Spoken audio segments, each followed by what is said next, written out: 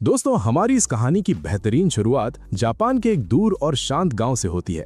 यहाँ 5 साल का एक छोटा बच्चा मिनाटो अपने दादाजी के साथ अपने खानदानी घर में कुछ सामान जमाने में मदद कर रहा है। वो खुशी से फूलों के गमले घर के अंदर बने मंदिर तक ले जाता है। उसको बिल्कुल अंदाजा नहीं है कि दूसरे कमरे में एक अनजान लड़की अकेले गेंद से खेल रही है। मिनाटो दादाजी के निर्देशों का पालन करते हुए गमले मंदिर के नीचे रखता है और वहाँ 2 स्नैक्स के पैकेट सजा कर रख देता है। जब वो पूजा कर रहा होता है तभी उसको अपने पीछे लड़की के भागने की आवाजें आती हैं। पलटकर देखने पर वहां कोई नहीं होता। मिनाटो ध्यान वापस मंदिर पर लगाता है और चौंक जाता है क्योंकि स्नैक्स वहां से गायब थे। मिनाटो दादाजी से पूछता है कि डायबिटीज के बावजूद उन्होंने जल्दी स्नैक्स कैसे खाए। भाई, ये कैसा लॉजिक है? दादाजी की उम्र इतनी ज्यादा है और ये उनको ही शक की निगाह से देख रहा है। ठीक उसके बाद जैसे ही वो वापस मुड़ता है, उसे वही गुड़िया जैसी डरावनी लड़की भागती हुई दिखाई देती है। वो लड़की अचानक मुड़ती है, एक प्यारी मुस्कान के साथ उसको शुक्रिया कहती है और तुरंत हवा में गायब हो जाती है। मिनाटो बुरी तरह डर जाता है और दादाजी से चिपक जाता है, पर उसके दादाजी बहुत खुश थे कि उनका पोता आखिरकार आत्माओं को देख सकता है। वो उसको बताते हैं कि अभी वो सिर्फ अच्छी आत्माओं को देख सकता है, पर आगे चलकर ये क्षमता किसी ओवरपावर्ड बफ से कम नहीं होगी। मिनाटो पूछता है कि आखिर वो लड़की कौन थी। दादाजी समझाते हैं कि वो एक घरेलू आत्मा है जो सदियों से यहाँ निवास कर रही है। वो निर्देश देते हैं कि अगर आत्मा कभी स्नैक्स चुरा ले तो गुस्सा नहीं करना, बल्कि स्नैक्स उसके साथ बांटने चाहिए।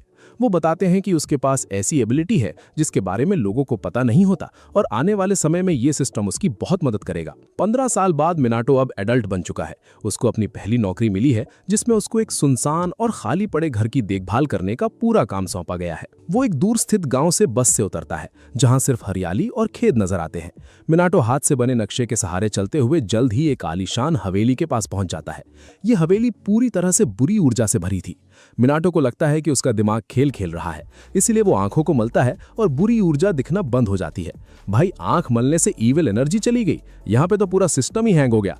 खैर, वो आगे बढ़कर दरवाजे का ताला खोलने लगता है।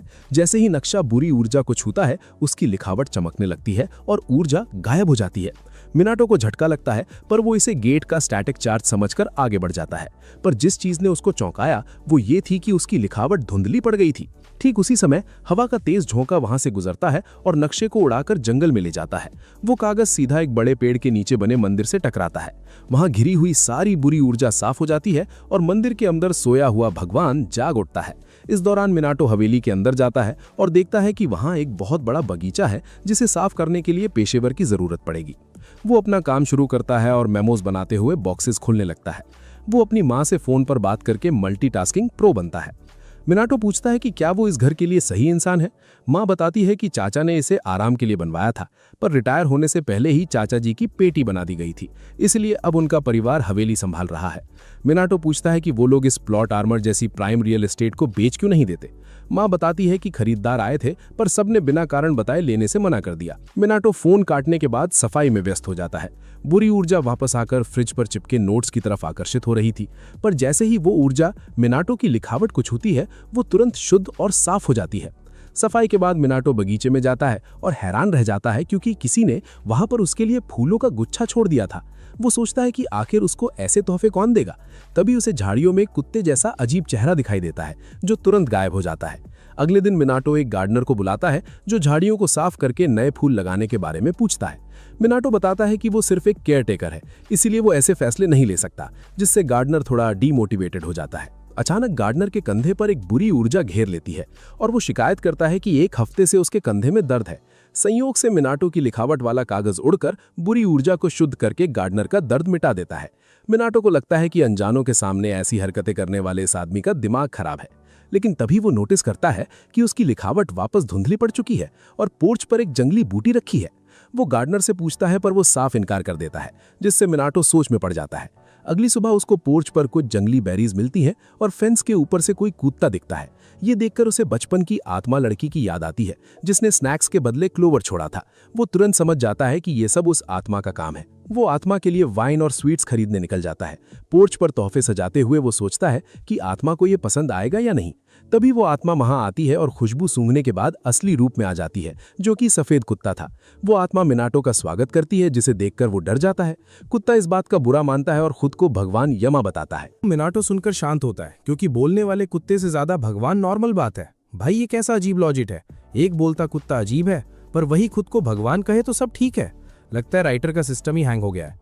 यामा चौंक जाता है, पर उसका ध्यान रखे हुए स्वादिष्ट खाने पर फोकस था। मिनाटो बताता है उसने ये सब तोहफों का शुक्रिया अदा करने खरीदा है। यामा मीट मजे से खाने लगता है। मिनाटो वाइन पीने का पूछता है, पर यामा बताता है कि आत्माओं के डॉक्टर ने शराब से मना किया है। सही है भाई, इनका मेडिकल बफ चल रहा है गांव में। मिनाटो पानी डालता है, जिसे पीने के बाद यामा हर काम के लिए शुक्रिया कहता है। वो समझाता है कि कमजोरी में बुरी आत्माओं ने गांव पर कब्जा किया। उन आत्माओं ने यामा को बांधा था, पर मिनाटो ने बुरी ऊर्जा शुद्ध करके उसको आजाद किया। इसको कहते हैं एकदम असली ओवरपावर्ड एंट्री। मिनाटो विस्तार से पूछता है और यामा जवाब देता है कि उसकी लिखावट बुराई को खत्म करके शक्तिशाली एबिलिटी की तरह काम करती है। तभी गार्डनर वापस आता है, क्योंकि वो अपना औजार भूल गया था। मिनाटो घबराता है कि इस विशाल कुत्ते की क्या सफाई देगा, पर कोई इंसान यामा को देख नहीं सकता था। प्लॉट आर्मर हो तो ऐसा ही हो। मिनाटो खाली कटोरा देखकर स्पार्कलिंग वाटर डालता है। इसे चखते ही यामा के जिस्म में झुरझुरी दौड़ जाती और फिजी ड्रिंक पसंद आती है। मिनाटो पूछता है लिखावट आत्माओं की पेटी कैसे बना सकती है। यामा पूछता है क्या किसी ने उसकी लिखावट की तारीफ की थी। उसको याद आता है कि बहुत समय पहले अनजान व्यक्ति ने तारीफ की थी। उसने परिवार के बिजनेस के लिए बेहतरीन नेम प्लेट तराशी थी। रहस्यमयी ग्राहक ने नेम प्लेट वहां से कभी ना हटाने की सलाह दी थी। भाई रैंडम आदमी ज्ञान दे गया और इसने मान लिया। उस आदमी ने मिनाटो को नए घर के लिए नेम प्लेट्स बनाने को प्रेरित किया था। यामा समझ जाता है उस रहस्यमयी आदमी के पास आत्मिक ऊर्जा देखने की शानदार एबिलिटी होगी। मिनाटो बताता है कि नई नेम प्लेट्स बनाना उसका शौक बन गया। उसने हवेली के लिए नेम प्लेट्स बनाए हैं। यामा उनको दरवाजे पर लगवाता है। जैसे ही वहां पर लगाता है, हवेली के चारों तरफ शक्तिशाली बैरियर बन जाता है। मिनाटो हैरान होता है, पर यामा समझाता है ये परफेक्ट बफ देगा और बुरी ऊर्जा रोकेगा। कुछ दिनों बाद यामा स्नैक्स खाते हुए तेज चमकने लगता है। पहले भगवान था और अब इसको पोकेमॉन बना दिया। यामा बताता है खाना और इज्जत मिलने से ताकत वापस आ रही है। मिनाटो उसको ज्यादा इज्जत देने का फैसला करता है, लेकिन वो चमक बर्दाश्त नहीं कर पाता और यामा को रोशनी बंद करने कहता है। ठीक उसी समय एक्सॉर्सिस्ट की टीम गोदाम में बुरी आत्माओं से लड़ रही थी। मुख्य लीडर तगड़ी ताकत से आत्माओं को हमेशा के लिए कैक करता है, पर एक आत्मा बच निकलती और गांव की तरफ भागती। एक्सॉर्सिस्ट पीछा करता और घबराता कि वो मिनाटो पर हमला करेगी, पर सबसे चौंकाने वाली बात तब होती है जब वो आत्मा मिनाटो से टकराती है। वो आत्मा गायब होकर अपना टिकट कटवा लेती है। एक्सॉर्सिस्ट अजीब नजारा देख हैरान होता है और मिनाटो से पूछता है, पर मिनाटो रोने वाला था क्योंकि उसकी लिस्ट धुंधली हो गई और उसको कुछ याद नहीं था। भाई यहाँ जान पर बनी है और इसको तुच्छी शॉपिंग लिस्ट की पड़ी है। एक्सॉर्सिस्ट डम शराड्स खेलकर लिस्ट याद दिलाने में मदद करता, जबकि शुद्ध आत्मा चांदी की गेंद जैसी बनकर लुढ़क जाती। यामा घर में अकेला था और खाली बगीचा देखकर अपमानित महसूस करता, इसलिए वो भगवान वाली ओवरपावर्ड ताकत से उस बगीचे को नया बनाने का बड़ा फैसला करता। अगली सुबह मिनाटो हरी घास और तालाब देखकर मंत्रमुग्ध हो जाता है। वो नए तोहफे के लिए यामा का दिल से शुक्रिया अदा करके अच्छा महसूस करता है, पर वो तब और चौंक जाता है जब वो देखता है कि पहाड़ का भगवान आकार में छोटा होता है। यामा शांति से जवाब देता है कि बगीचा बनाने में ताकत लगने से वो छोटा हुआ है, पर वो जल्द ही वापस नॉर्मल आकार में पक्का आ जाएगा, ये उसकी गारंटी है। कुछ दिन बीतते और यामा आना बंद करता, जिससे मिनाटो परेशान होता। फिर एक दिन यामा वापस प्रकट होता, पर इस बार पहले से भी और ज्यादा छोटा हो चुका था। मिनाटो हैरान होता कि पिल्ले में बदलने के लिए उसने आखिर कितनी ताकत इस्तेमाल की होगी। तभी गिलहरी और बीवर जैसे दिखने वाले 3 अजीब संकर प्राणी वहां भागते हुए बाहर आते हैं। मिनाटो घबराता और सोचता है कि यामा ने आत्मा पत्नी के साथ मिलकर आत्मा बच्चे पैदा कर लिए। राइटर का दिमाग घूम गया और कहानी के सिस्टम को ही हैंग कर दिया, पर यामा सच्चाई बताता है कि उसने नया बफ पाने के लिए अपने कुछ आज्ञाकारी सेवक बनाए हैं। वो तीनों सेवक सेरी, तोरी और अट्सू के रूप में अपना पहला परिचय देते हैं। मिनाटो मुलाकात पर उन्हें मीठे पकवान खिलाता और सेवक लजीज मिठाइयों का मजा लेते हैं। वो घोषणा करते हैं कि मिनाटो दुनिया में उनका सबसे अच्छा दोस्त बन चुका है। वो वहां जमकर खाते और पोर्च पर ही नींद में सो जाते हैं। इस बीच यामा ने चुपचाप अपनी ताकत और असली बड़ा आकार वापस पा लिया था। एकदम से ताकत आना और जाना, ये बिल्कुल किसी गेम के सिस्टम जैसा लग रहा है। तभी यामा महसूस करता है कि मिनाटो से मिलने कोई नया मेहमान वापस आया है। ये मेहमान वही पहले वाला एक्सॉर्सिस्ट था जो हवेली के पवित्र ऊर्जा से भीग रहा था। मिनाटो आदर से अंदर स्वागत करता और वो आदमी हरुमा नाम से अपना परिचय देता है। मिनाटो के लिए विश्वास करना मुश्किल था कि एक्सॉर्सिस्ट सच में दुनिया में होते हैं। हरुमा गंभीरता से समझाता है कि आज तक उसने जितने ज्यादा शक्तिशाली लोगों से यहाँ मुलाकात की है, उन सब के मुकाबले मिनाटो के पास एक तगड़ी और ओवरपावर्ड ताकत पहले से मौजूद है। वो मिनाटो को याद दिलाता कैसे बाजार में अनजाने में एक बुरी आत्मा पूरी शुद्ध की थी। हरुमा बताता है कि हाल ही में चारों तरफ बुरी आत्माओं की संख्या तेजी से बढ़ रही है। उनको पैक करने वाले अच्छे एक्सॉर्सिस्ट की गांव में कमी है, इसलिए सच में यही सबसे बड़ा कारण है कि वो आज खासकर वहां मिनाटो के बनाए हुए जादुई पवित्र तावीज खरीदने की उम्मीद से आया है। पर मिनाटो बिल्कुल आराम से मुस्कुराते हुए उसको सच्चाई बताता है कि उसके पास ऐसा कोई भी तावीज बिल्कुल मौजूद नहीं है। दोस्तों, यमा बताता है कि हरुमा को मिनाटो की लिखावट वाला कागज चाहिए और राज खोलता है कि एक्सॉर्सिस्ट के पास यमा को देखने के लिए आत्मिक ताकत नहीं है। मिनाटो बहुत ही आराम से हरुमा को साफ शब्दों में बताता है कि उसके पास बस उसकी आम लिखावट है, जिसे सुनकर वो बेचारा पूरी तरह से हैरान रह जाता है। हरुमा को विश्वास नहीं होता कि आत्माओं का सिस्टम हैंग करने के लिए ये काफी है, पर मिनातो वही जानता है, इसलिए वो हरुमा के लिए तावीज बनाने का तय करता है। वो उन खाली पन्नों पर अपनी पसंदीदा एडल्ट एक्ट्रेसेस के लंबे नाम लिखता है। इसे देखकर हरुमा के मुंह से चाय बाहर निकल जाती है, क्योंकि वो जादू की उम्मीद कर रहा था। भाई, आत्मा भगानी है या मनोरंजन करना है? लगता है राइटर ने यहाँ कुछ ज्यादा ही सोच लिया है। हालांकि हरुमा देखता है कि मिनातो की लिखावट आत्मिक ऊर्जा से चमक रही है और खुशी से इसे लेता है। वो इनाम में पैसे देता है, पर मिनातो इनकार कर देता है क्योंकि उसने ऊल जलूल लिखा था। हरुमा नहीं मानता और एडवांस पेमेंट लेने पर जोर देता है। जब यमा लेने को कहता है, मिनातो विरोध बंद करता है। हालांकि बाद में उसको लगता है कि उसने हरुमा को ठगा है, इसलिए एक्स्ट्रा गुड लक के लिए उसके हाथ पर एक पेंटाग्राम बनाता है। ठीक उसी समय हरुमा को एजेंसी से कॉल आती है और वो बेन 10 वाले गोस्ट फ्रीक जैसी आत्मा से लड़ने वाले साथियों की मदद के लिए निकलता है। साथी कहते हैं वो ऐसी ओवर पावर्ड आत्मा को पैक नहीं कर सकते। जैसे ही आत्मा हमला करती है, हरुमा डरता है, पर अचानक पेंटाग्राम चमकता है और बुरी आत्मा तुरंत वाश बनकर टिकट कटवा लेती है। कुछ दिन बाद मिनातो आमदनी और खर्च का हिसाब करता है और नतीजा ये निकलता है कि वो कंगाल हो चुका था। वो छत की तरफ देखता है जैसे कोई रास्ता बताएगा और सोचता है हरुमा ने अच्छी रकम दी थी पर जल्दी खत्म हो गई। इन सब का कारण उसके मेहमान और उनकी स्वादिष्ट स्नैक्स खाने की तगड़ी मांग थी। मिनातो चुपचाप यमा के तीनों सेवकों को स्वादिष्ट क्रीम वाले बंस खाते हुए देखता है और वो उसको शुक्रिया कहते हैं। वो कहते हैं ऐसे लजीज स्नैक्स महंगे होंगे, पर वो जवाब देता है चिंता मत करो, क्योंकि वो मेहमानों को हाईएस्ट क्वालिटी देना चाहता है। ठीक उसी वक्त यमा 200 साल पुरानी दुकान की महंगी जापानी मिठाइयों का पूरा मजा ले रहा होता है। मिनातो मेहमानों को बता नहीं सकता कि उनकी वजह से वो बैंकरप्ट होने वाला है और वो सस्ती चीजें भी नहीं खरीद सकता, क्योंकि खराब चीज देखकर वो रूठ जाते हैं। सही है भाई, गजब प्लॉट आर्मर दे रखा है इनको। इस सब से अनजान यमा स्नैक्स खाता रहता है, जब अचानक उसका ध्यान बगीचे के तालाब में एक रहस्यमयी छोटे जीव पर जाता है। अगले दिन मिनातो ग्रोसरी खरीदने जाता है और पार्ट टाइम वर्कर्स ढूंढने वाले कैफे के सामने रुकता है। वो सोचता है क्या और स्नैक्स के लिए नौकरी शुरू करें, पर एहसास होता है कि वो पार्ट टाइम जॉब से कभी पूरे पैसे नहीं कमा पाएगा। अचानक वो एक लॉटरी देखता है और किस्मत आजमाने के लिए टिकट लेता है। वो पहले रोल में ही फर्स्ट प्राइज जीतकर लाख येन हासिल कर लेता है। सब चौंक जाते हैं और मिनातो सोचता है इन पैसों से यमा के लिए हाई क्वालिटी वाइन लेगा। वो परंपरागत लिकर स्टोर जाता है, सोचते हुए कुछ शानदार खरीदेगा, पर अंदर घुसते ही कर्मचारी उसके चेहरे पर कन्फेटी फेंकने लगते हैं। आज दुकान का 333वां साल था और वो आज का 333वां ग्राहक निकलता है। वो खास वाइन सेट जीतने पर बधाई देते हैं और मिनातो को बिल्कुल समझ नहीं आता कि आखिर चल क्या रहा है। घर लौटते तक किस्मत से जीती नई चीजों से उसके दोनों हाथ भरे थे। वो यमा से पूछता है कि क्या ये उसका दैवीय आशीर्वाद है, क्योंकि इस लेवल की किस्मत के लिए किसी को भगवान का बड़ा पसंदीदा बच्चा होना जरूरी है। यमा जवाब देता है कि ये उसकी ताकत नहीं, बल्कि दूसरे मेहमान का खास आशीर्वाद और तगड़ा बफ है। वो तालाब में पत्थर पर खड़े कछुए की तरफ इशारा करता है, जिसकी पीठ पर आइलैंड बना था। यमा बताता है कि ये रेकी है, जो अच्छी किस्मत लाने वाले 4 होली बीस्ट्स में से एक है। मिनातो हैरान होकर पूछता है कि होली टॉर्टोइज यहाँ क्यों आया। यमा बताता है रेकी मिनातो से मदद मिलने का शुक्रिया करने आया है। मिनातो कहता है रेकी उसको कोई और समझ रहा है, क्योंकि उसने किसी कछुए की मदद नहीं की। यमा याद दिलाता है जब उसने बाजार में बुरी आत्मा की पेटी बना दी थी, तब वहां फंसे रेकी को आजाद किया था। वो बताता है कि उसकी गुड लक स्ट्रीक कछुए की वजह से है, पर मिनातो इनकार कर देता है। तभी माँ का कॉल आता है कि मिनातो ने पुरानी लॉटरी में 1 मिलियन येन जीत लिए हैं। आखिरकार मिनातो यकीन कर लेता है कि रेकी सच में उसके लिए बेहिसाब किस्मत लाया है। वो लकी गॉड को धन्यवाद देने के लिए घुटनों पर बैठ जाता है। यमा बताता है कि रेकी उसके तालाब में ठहरना चाहता है। मिनातो पूछता है क्या उसको ऐतराज नहीं, क्योंकि वो पहले आया था। पहाड़ का भगवान जवाब देता है ये मिनातो का बगीचा है और सिर्फ उसके पास ही बड़ा फैसला लेने की पूरी एबिलिटी मौजूद है। मिनातो को गॉड ऑफ लक को रखने में कोई परेशानी नहीं थी और जीती हुई लिकर से रेकी का स्वागत करने का पूरा फैसला करता है। जैसे ही टॉर्टोइज लिकर देखता है, वो फ्लैश बनकर मिनातो के ठीक बगल में आता है, जो उसके लिए शराब डालता है। रेकी मजे से पीता है और शुक्रिया के रूप में मिनातो को एक स्पेशल सीड का अनोखा तोहफा देता है। मिनातो उन्हें पाकर खुश होता है और बगीचे में बोने का जल्दी से निर्णय करता है। यमा सावधान करता है कि पौधे काफी लंबे होंगे, इसलिए खुली जगह चुननी चाहिए, और मिनातो आज्ञा मानता है। जब वो बीज बो देता है, तब यमा से पूछता है वो बीज किस चीज के थे। पहाड़ का भगवान उस बेवकूफ आदमी की हरकत को देखते हुए पूरी तरह से दंग रह जाता है। उसको समझ नहीं आता कि आखिर उसने ये बड़ा सवाल पहले क्यों नहीं पूछा था। भाई, यहाँ पे राइटर का दिमाग घास चरने गया था क्या? बिना पूछे मिट्टी में गाड़ दी। सच में इंसान का पूरा सिस्टम ही हैंग हो चुका है।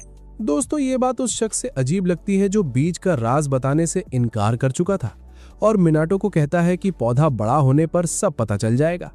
अगले दिन मिनाटो यामा के लिए स्नैक्स लाता है। तभी अनजान आवाज आती है जो पूछती है कि क्या उनको भी थोड़ा हिस्सा मिल सकता है।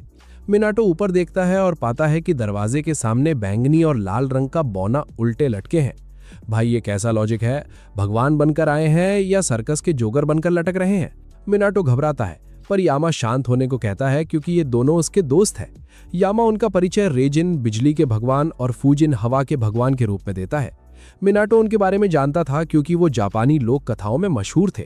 वो यामा से पूछता है कि क्या सच में ये प्यारे गॉब्लिन भगवान है, और यामा सहमति जताता है। मिनाटो उनका आदर से स्वागत करता है और खाने के लिए कुकीज देता है, पर उसी समय यामा के तीनों सेवक आते हैं और गुस्सा होते हैं क्योंकि कुकीज उनके लिए थी। रेजिन और फूजिन उन सेवकों को शांत होने को कहते हैं। यामा पूछता है वो यहाँ क्यों आए हैं। वो जवाब देते हैं उन्होंने सुना था कि ये जगह आरामदायक है, इसलिए वो यहाँ आए और उनको निराशा नहीं हुई। वो देखते हैं कि रेजिन शराब पी रहा है और मिनाटो पूछता है कि क्या वो भी शराब पीना पसंद करेंगे। दोनों भगवान प्रस्ताव मानते हैं और पीने के बाद संतुष्ट होते हैं। फूजिन स्नैक्स और शराब के लिए मिनाटो का शुक्रिया अदा करने का फैसला करता है, इसलिए वो मिनाटो को अपनी शक्तिशाली एबिलिटी इस्तेमाल करने का मौका देता है। फूजिन चुटकी बजाता है और तेज हवा का झोंका मिनाटो के चारों तरफ घूमने लगता है। मिनाटो चौंक जाता है और सोचता है क्या चल रहा है। फूजिन समझाता है अब उसके पास हवा को नियंत्रित करने वाली ताकत आ चुकी है। वो नई ताकत का परीक्षण करने को कहता है और यामा का सेवक लक्ष्य के रूप में पत्ता पकड़कर खड़ा होता है। भगवान उसको हवा पैदा करने की कल्पना करने को कहते हैं। मिनाटो जल्द ही हल्की हवा पैदा करने में सफल होता है जो पत्ते को हिला सकती थी।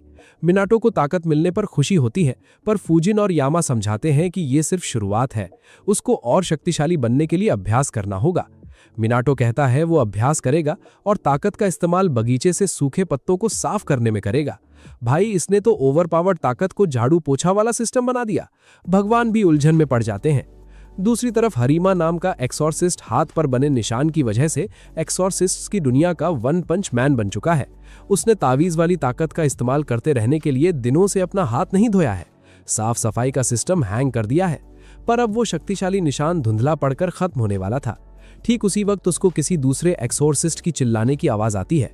वो भागता है और देखता है एक आदमी दीवार से चिपका है, जबकि डरावना भूत उस पर हमला करने की कोशिश कर रहा है। वो आदमी डरकर अपनी साथी लड़की को ताना मारता है और मदद करने को कहता है, पर वो लड़की इतनी डरी हुई थी कि हिलना मुमकिन नहीं था। भूत उस बाल वाले आदमी पर हमला करता है। आदमी समझ जाता है कि अब उसकी पेटी बना दी जाएगी, पर आखिरी मौके पर हरीमा एंट्री लेता है और मिनाटो वाले तावीज से भूत को पूरी तरह से पैक कर देता है। वो बाल वाला आदमी जिसका नाम अकीजो था इस घटना को देखता है। मिशन पूरा होने के बाद वो साथी को आदेश देता है कि वो हरीमा के मेमोज के बारे में बताए, जिसने अचानक उसे बेहतरीन एक्सॉर्सिस्ट बना दिया है। वो जवाब देती है उसे सिर्फ इतना पता है कि हरीमा को नोट्स हाल ही में मिले हैं। अकीजो उसे नक्कारा आलसी कहकर कॉलर पकड़ लेता है। वो औरत दुखती रग पर हाथ रखकर पूछती है कि क्या वो हरीमा से जल रहा है क्योंकि वो उससे ज्यादा शक्तिशाली है। ये बात अकीजो को गुस्सा दिलाती है और वो औरत मौका देखकर भाग जाती है। अकीजो अकेला रह जाता है और हरीमा को कोसते हुए कसम खाता है कि वो उससे कभी नहीं हारेगा। मिनाटो के घर बारिश खत्म होती है और वो पाता है कि उसका बगीचा बारिश से प्रभावित नहीं हुआ है। यामा समझाता है कि ऐसा इसलिए है क्योंकि उसका बगीचा अब पवित्र जमीन बन चुका है और प्राकृतिक घटनाएं असर नहीं डालेंगी। मिनाटो प्रभावित होता है, तभी उसकी निगाहें रेकी पर जाती हैं, जो बगीचे में पौधे को घूर रहा था। मिनाटो समझ जाता है कि ये वही जगह है जहां उसने कल बीज बोया था और आज वो इतना बड़ा हो चुका है। मिनाटो पेड़ के बारे में जानने को बेचैन होता है और यामा बताता है कि ये कैम्फर टी है जिसे कुसुनो की पेड़ भी कहा जाता है। इत्तेफाक से यही मिनाटो के खानदान का नाम था। यामा कहता है ये पवित्र जमीन में उगा हुआ पवित्र पेड़ है, पर मिनाटो गहराई नहीं समझ पाता। वो बस जानता है पेड़ों को पोषण और पानी की जरूरत होती है, इसलिए वो तुरंत औजार की तरह उसको पानी देने लगता है, जबकि अभी बारिश हुई थी। लगता है राइटर ने कुछ ज्यादा ही सोच लिया, प्लॉट आर्मर देकर पेड़ उगा रहा है। अगले दिन मिनाटो को माँ द्वारा भेजा गया सामान मिलता है और हाइकिंग जैकेट देखकर यामा पूछता है कि क्या वो पहाड़ पर चढ़ने की योजना बना रहा है। मिनाटो जवाब देता है कि वो यामा के पहाड़ पर चढ़ना चाहता है और उसके मंदिर में जाकर सम्मान देना चाहता है। यामा चेतावनी देता है कि पहाड़ पर चढ़ना आसान नहीं होगा, पर मिनाटो ने सामान तैयार कर रखा था। यामा बीते समय को याद करके भावुक होता है, जब लोग नियमित रूप से मंदिर आते थे पर अब कोई नहीं आता। वो मिनाटो को बताता है कि उसके आज्ञाकारी सेवक रास्ता दिखाने में मदद करेंगे। अगले दिन मिनाटो चढ़ाई शुरू करता है और चढ़ाई सच में मुश्किल थी। मिनाटो सेवकों के पीछे चलते हुए नदियों और गुफाओं को पार करके एक छोटे से लकड़ी के मंदिर तक पहुंच जाता है। वो तुरंत मंदिर की सफाई शुरू करता है और सेवक भी मदद करते हैं। वो कहते हैं यामा साफ मंदिर देखकर खुश होगा। सफाई पूरी होने के बाद वो एक साथ बैठकर स्नैक्स का मजा लेते हैं, तभी अचानक एक डरावनी चीख हवा में गूंज उठती है। यमा के आज्ञाकारी सेवक उस चीख का पीछा करते हुए आगे निकल जाते हैं और हमारा भोला भाला मिनातो उनके पीछे पीछे दौड़ता है। वहां वो देखता है कि उन सेवकों का सामना एक काली धुंध से हो रहा है, जो एक भयंकर शक्तिशाली बुरी आत्मा का रूप ले लेती है। वो आत्मा अचानक एक सेवक पर हमला करती है, जो बेचारा डर के मारे उड़कर सीधा मिनातो की गोदी में आकर छुप जाता है। मिनातो उस खौफनाक बुराई को देखकर चौंक जाता है। सेवक उससे पूछते हैं कि क्या उसको दिख नहीं रहा कि ये पूरा इलाका बुरी ऊर्जा से भरा हुआ है। मिनातो बड़े ही आराम से जवाब देता है कि वो एक आशावादी इंसान है, इसलिए उसको सिर्फ अच्छी चीजें दिखती हैं, पर अगर ये बुराई उसे दिख रही है तो जरूर ये बहुत ज्यादा ओवरपावर्ड होगी। भाई ये कैसा लॉजिक है? मतलब बुराई इतनी तगड़ी होनी चाहिए कि वो अंधे को भी दिख जाए। सेवक उसकी बातों से पक जाते हैं और पूछते हैं कि क्या उसके पास उसका नोटपैड है, क्योंकि इस लड़ाई में वही उनका असली सिस्टम है। मिनातो तुरंत अपनी नोटपैड निकालकर कुछ लिखता है और डरते डरते उस बुरी आत्मा के पास जाता है, पर उसके सामने खड़े होने की उसकी हिम्मत जवाब दे रही थी। तभी उसके दिमाग की बत्ती जलती है और वो नोटपैड के पन्ने फाड़कर हवा में उछाल देता है। वो फुजिन की एबिलिटी का इस्तेमाल करके हवा के झोंके से उन पन्नों को आत्मा की तरफ फेंकता है। उनमें से सिर्फ एक पन्ना आत्मा से टकराता है और वही काफी था उस बुराई को शुद्ध करने के लिए। वो बुरी आत्मा तुरंत गायब हो जाती है और उसके अंदर कैद एक दिव्य शक्ति आजाद हो जाती है।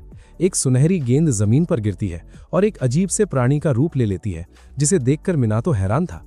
वो उस मिथिकल प्राणी के पास जाकर उसका हाल पूछता है, पर वो शर्मीला जीव तुरंत वहां से भाग जाता है और एक पल में झरने के ऊपर चढ़ जाता है। मिनातो खुश होता है कि उसने किसी की मदद की और सुकून से घर लौट आता है। अगले दिन यमा उसका शुक्रिया अदा करता है मंदिर की सफाई के लिए। मिनातो कहता है कि ये कोई बड़ी बात नहीं थी। वो फिर उस आत्मा के बारे में पूछता है जिसे उसने जंगल में बचाया था। यमा जवाब देता है कि जल्द ही वो सब समझ जाएगा। मिनातो का ध्यान फिर उस कैम्फर ट्री पर जाता है जिसने बढ़ना बंद कर दिया था, जबकि पिछले कुछ दिनों में वो बहुत तेजी से बढ़ा था। सेवक उसे समझाते हैं कि पवित्र पेड़ों के बढ़ने का तरीका आम पेड़ों से अलग होता है, इसलिए चिंता करने की कोई बात नहीं। तभी रेकी उसके पास आता है, पर मिनातो को कछुए की भाषा समझ नहीं आती, इसलिए वो यमा की मदद लेता है, जो बताता है कि कोई मेहमान आया है। मिनातो दरवाजे पर जाता है तो सामने एक विशाल ड्रैगन खड़ा था। वो दंग रह जाता है, पर ड्रैगन का व्यवहार काफी विनम्र था, इसलिए वो उसे अंदर आने देता है। पता चलता है कि ये ओरियू है, जो रेकी की तरह ही 4 पवित्र जीवों में से एक है। ओरियू उड़कर सीधा कैम्फर ट्री के पास जाता है और जोर से दहाड़ता है, जिससे साफ आसमान में अचानक बादल छा जाते हैं। बारिश शुरू हो जाती है और देखते ही देखते वो छोटा सा पौधा एक विशाल पेड़ में बदल जाता है। भाई ये तो अलग ही लेवल का बफ मिल गया पेड़ को। मिनातो ये देखकर मंत्रमुग्ध हो जाता है। ओरियू भी उसके तालाब में रहने की इजाजत मांगता है। क्योंकि रेकी को कोई परेशानी नहीं थी, मिनातो इसे भी रहने की इजाजत दे देता है और विदेशी शराब से ड्रैगन का स्वागत करता है। जब सब मजा कर रहे होते हैं, तब यमा बताता है कि दरअसल ओरियू को भी एक बुरी आत्मा ने पकड़ रखा था और हारुमा ने मिनातो के पेंटाग्राम की ताकत से उसे आजाद किया था, इसलिए वो शुक्रिया कहने आया है। मिनातो ये सुनकर चौंक जाता है। तभी डोरबेल बजती है और सामने हारुमा खड़ा होता है, जो नए तावीज लेने आया था। मिनातो उसे शॉपिंग मेमोज देता है और उन महंगी मिठाइयों के लिए शुक्रिया अदा करता है जो हारुमा हर बार लाता है। मिनातो पूछता है कि क्या उसका बनाया हुआ पेंटाग्राम काम आया। हारुमा कहता है कि वो कमाल था, पर इस बार उसे कुछ नया चाहिए क्योंकि किसी दूसरे परिवार ने पेंटाग्राम का कॉपीराइट ले लिया है। भाई जादू टोना में भी कॉपीराइट, यहाँ पे तो पूरा सिस्टम ही हैंग हो गया। मिनातो उसकी मांग पर उसके हाथ पर एक ग्रिड बना देता है। हारुमा अपने पुराने संस्था में वापस जाकर अपने पुराने साथी से बात करता है, जिसे वो अपने सारे राज बताता है। वो बूढ़ा आदमी कहता है कि मिनातो की ताकत कमाल है, पर इसे राज ही रखना होगा, वरना उस आम इंसान की जान खतरे में पड़ सकती है। मगर उन्हें नहीं पता था कि आकिजो ने पहले ही अपनी चाल चल दी है। वो बाजार में मिनातो से टकराता है और उसकी पीठ पर एक जासूसी तावीज चिपका देता है ताकि वो उस पर नजर रख सके। कुछ दिन बाद मिनातो अपने नोट्स पर काम कर रहा होता है, क्योंकि फिलहाल वही उसकी कमाई का जरिया है। वो अलग अलग पेन ट्राई करता है और उसे ब्रश स्टाइल पेन सबसे सही लगता है। इस बीच यमा उस पर नजर रखता है और उस कागज की गुड़िया पर जो घर के बाहर हवा में तैर रही थी, क्योंकि वो पवित्र जमीन के अंदर नहीं आ सकती थी। मिनातो को इस बारे में कुछ नहीं पता था। हालांकि कुछ दिन पहले हारुमा ने उसे खतरे के बारे में चेतावनी दी थी। हारुमा ने पूछा था कि क्या कोई घमंडी आदमी उससे मिलने आया है। मिनातो ने मना कर दिया था। हारुमा ने आकिजो के बारे में बताया था, जो हमेशा उससे जलता था और नए तावीज देखने के बाद वो और भी ज्यादा एग्रेसिव हो गया था। हारुमा ने बताया था कि आकिजो जासूसी के लिए कागज की गुड़ियों का इस्तेमाल करता है, पर लगता है मिनातो ये सब भूल चुका है। किस्मत से यमा उसके साथ था और वो अपनी ताकत से आकिजो की उस गुड़िया को तबाह कर देता है ताकि वो मिनातो के बारे में कोई जानकारी ना निकाल सके। उस दिन बाद में मिनातो शॉपिंग लिस्ट लिखने में व्यस्त होता है और यमा उसके साथ बैठकर मैगजीन पढ़ता है। यमा ये देखकर सदमे में आ जाता है कि एक मशहूर मिठाई की दुकान अब स्मूथ पेस्ट की जगह चंकी एड बीन पेस्ट इस्तेमाल करने वाली है। वो इसे एक बड़ा अपराध घोषित कर देता है। भाई, मिठाई की रेसिपी बदल गई तो भगवान गुस्सा हो गए। मिनातो को एहसास होता है कि वो उस दुकान पर अक्सर जाता है, इसलिए वो इस बार यमा को भी साथ ले जाने का फैसला करता है। वो थोड़ा हिचकिचाता है कि एक दैवीय भेड़िए को साथ कैसे ले जाए, पर यमा कहता है फिक्र मत करो, क्योंकि बहुत ही कम लोग उसे देख सकते हैं। हालांकि कुछ लोग ऐसे भी होते हैं जो उसकी मौजूदगी को महसूस कर सकते हैं, जैसे कि एक स्कूल की लड़की या एक धार्मिक दादी जो यमा को महसूस करते ही प्रार्थना शुरू कर देती है। मिनातो को समझ आता है कि शायद साफ दिल वाले लोग यमा को महसूस कर सकते हैं। उसे अचानक एक आइडिया आता है और वो मिठाई की दुकान जाने से पहले एक मिट्टी के बर्तनों की दुकान पर जाता है। वहां वो यमा के लिए एक पुराना और कीमती कप खरीदता है, क्योंकि उसका मानना था कि एक भगवान को कुत्ते की कटोरी में पिलाना उनका अपमान है। सही है भाई, भगवान को अब रॉयल ट्रीटमेंट मिलने वाला है। अगला कदम उठाकर मिनाटो मुलायम तकिया खरीदने जाता है। यमा अकड़ के साथ दावा करता है कि वो अल्फा नर है जिसे नरम चीजें पसंद नहीं, पर तकिए को छूते ही वो पिल्ले जैसी हरकतें शुरू कर देता है। भाई, ये क्या लॉजिक है? एक तकिए ने इसका पूरा सिस्टम हैंग कर दिया। दुकान में यमा के साइज का तकिया नहीं था, इसलिए मिनातो कस्टम ऑर्डर देता है। उसके बाद दोनों उस मशहूर मिठाई की दुकान बढ़ते हैं। दुकान में घुसते ही मिनातो गौर करता है कि बूढ़ा दुकानदार पहले से स्वस्थ लग रहा था और आंखों के काले घेरे भी गायब थे। यमा मिनातो से फुसफुसाकर दुकानदार को चंकी बीन पेस्ट इस्तेमाल करने से मना करने को कहता है, पर मिनातो किसी अनजान से ऐसी बात नहीं कह सकता था। इस बीच दुकानदार पूछता है कि क्या वो कभी पहाड़ गया है। मिनातो हाँ कहता है, जिसे सुनकर दुकानदार धीमे स्वर में पवित्र कुत्ते के बारे में पूछता है। ये सुनकर यमा को बहुत बुरा लगता है, क्योंकि वो शक्तिशाली भेड़िया है। मिनातो बात संभालते हुए कुत्ता देखने से इनकार करता है। वो दुकानदार से पूरी कहानी बताने को कहता है। दुकानदार बताता है कि बचपन में वो घने पहाड़ों में भटक गया था। उसे एक मंदिर मिला जिसके चारों तरफ रहस्यमयी रोशनियां थीं, और अचानक एक विशाल सफेद कुत्ता उसके ठीक सामने आ गया। दुकानदार डरकर तेजी से भागा, पर विशाल यमा ने उसका पीछा किया और गलत दिशा में जाने पर जोर से भौंकता और दहाड़ता था। कुछ समझ आने से पहले ही उस भेड़िए ने वापस सही रास्ते पर लाकर खड़ा कर दिया। बूढ़ा आदमी कहता है कि उस पवित्र कुत्ते ने ही उसकी जान बचाई थी। उसी दिन के बाद से वो आदमी लगातार मंदिर जाकर स्नैक्स छोड़ने की परंपरा निभाता है। वो मिनातो को और बातें बताता है और दावा करता है कि वो मरे हुए गाइड डॉग की आत्मा थी। भगवान को गाइड डॉग बना दिया। यमा बहुत अपमानित महसूस करता है, पर चुप रहता है। मिनातो दुकान से बाहर निकलकर दुकानदार के स्वस्थ होने की बात फिर दोहराता है। तभी यमा असलियत बताता है कि दुकानदार को भयंकर बीमारियां हैं जो उसकी जिंदगी खा रही हैं। यमा कहता है कि भगवान होकर भी वो इस बीमारी को ठीक नहीं कर सकता, पर उसने अपनी एबिलिटी से तय किया कि जब तक आदमी का टिकट कट नहीं जाता वो ठीक रहे। इस शानदार बफ की वजह से वो लंबा जी पाएगा और दुकान नए उत्तराधिकारी को सौंप सकेगा। हवेली लौटने पर मिनातो यमा के निर्देश पर एक हवा की घंटी टांग देता है और नहाने चला जाता है। कुछ देर बाद घमंडी एग्जॉर्सिस्ट इकिजो जासूसी कागजातों का पीछा करके वहां पहुंच जाता है। उसकी साथी औरत होरी साथ थी और आगे का प्लान पूछती है। इकिजो अकड़ के कहता है कि वो सारे तावीज खरीदेगा या मिनातो को सिर्फ अपने लिए तावीज बनाने पर मजबूर करेगा। होरी जानती थी कि उसके खतरनाक व्यवहार के आगे ये प्लान बहुत शांत है। ठीक उसी पल होरी को घंटी बजने की आवाज आती है और घर के ऊपर रोशनियां झिलमिलाती हुई नजर आती हैं। होरी को महसूस होता है कि इस जगह में कुछ बेहद पवित्र छिपा है। उसी वक्त इकिजो गुस्से में भरकर दूर की बेल एग्रेसिवली बजाने लगता है। वो पागलों की तरह जोर जोर से दरवाजे पर हाथ मारता है और अंदर आने के लिए मिनातो को कोसने लगता है। अपने बेहिसाब गुस्से में इकिजो पवित्र दरवाजे पर लात मारने की कोशिश करता है। होरी उसे रोकना चाहती थी क्योंकि उसे खतरे का एहसास था, पर वो ठीक साकुरा की बहन की तरह यूजलेस थी और डर के मारे सिर्फ अपनी आंखें बंद कर लेती है।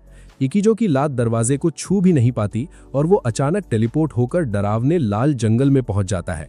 उसे सामने भगवान यमा का मंदिर दिखाई देता है। वो घबराकर सोचता है कि आखिर वो यहाँ कैसे आ गया, जबकि वो 1 मिनट पहले मिनातो के घर के सामने था। होरी को ना पाकर वो परेशान होने लगता है। लाल जंगल का खौफनाक माहौल उसकी घबराहट और बढ़ा देता है। इकिजो डरकर वहां से उल्टे पैर भागने लगता है, पर पेड़ की एक जड़ जमीन से उठकर उसे गिरा देती है। जमीन पर गिरते ही उसका सिर एक पत्थर से जोर से टकराता है। वहां उसका सिस्टम पूरी तरह से हैंग होने लगता है और वो तड़पने लगता है। जब उसकी आंख खुलती है तो वो दोबारा खुद को मंदिर के सामने जिंदा खड़ा पाता है और समय 1 सेकंड भी नहीं बढ़ा था। वो हैरान होकर सोचता है कि क्या चल रहा है। जल्द ही उसे समझ आता है कि वो जाल में फंस चुका है और उसकी पेटी बन चुकी है। उसकी सोच बनती है कि इस नाटक के पीछे हरुमा का दिमाग होगा। वो झल्लाकर मंदिर पर लात मारता है और बाहर निकलने का रास्ता ढूंढने भागने लगता है, पर रास्ते के नाम पर सिर्फ एक गहरा गड्ढा मिलता है जिसमें वो गिर जाता है।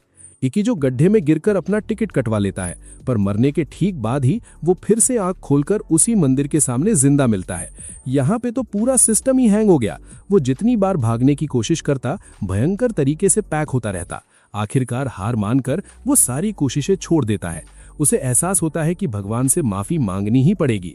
वो जमीन पर गिरकर भीख मांगता है, माफी मांगता है और घर वापस भेजने की रोता हुआ मिन्नत करता है। तभी अचानक उसे वही हवा वाली घंटी सुनाई देती है।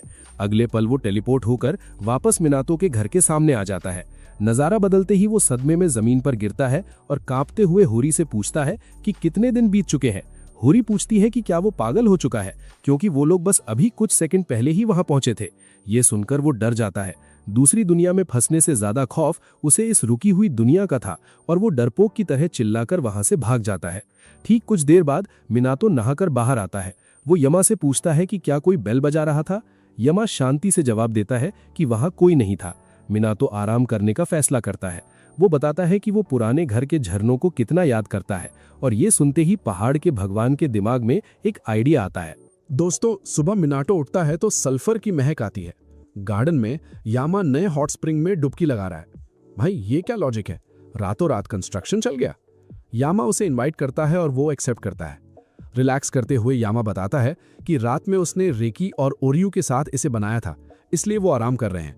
नहाने के बाद यामा का मिनियन बताता है कि मेहमान आया है। ओरियो बताता है कि विजिटर उसका दोस्त है। मिनातो गेट पर जाता है, पर वहां किसी को नहीं देखकर हैरान रह जाता है। तभी उसकी नजर पहाड़ियों में बचाए गए एक डरे हुए क्रीचर पर पड़ती है। यहाँ पे तो सिस्टम ही हैंग हो गया। अचानक ही कैरेक्टर कहां से स्पॉन हो गया। उसे देखते ही क्रीचर डरकर छुपने लगता है। इस ओवर ड्रामेटिक सीन पर मिनियन मैसेज लाता है कि वो परमिशन मांग रहा है। मिनाटो परमिशन देता है और किरिन नाम का क्रीचर बात शुरू करता है। एक मिनियन इंटरप्रेटर बनकर बताता है कि किरिन जान बचाने का शुक्रिया अदा कर रहा है। इसके बाद किरिन घंटों लगातार बकवास करता है। भाई ऐसी लंबी बातें सुनकर किसी का भी दिमाग पक जाए। किरिन ऑफर देता है कि इस एहसान के बदले वो उसे आधी दुनिया का राजा बना देगा। मिनाटो घबराकर कहता है कि वो कोई मिस्टर ऑरेंज नहीं जिसे राज करने का शौक हो। किरिन ये सुनकर शॉक में चला जाता है, क्योंकि उसे लगता था सबको ज्यादा पावर चाहिए। तभी राइजिन और फुजिन आकर समझाते हैं कि मिनाटो बाकी लोगों जैसा ग्रीडी नहीं है।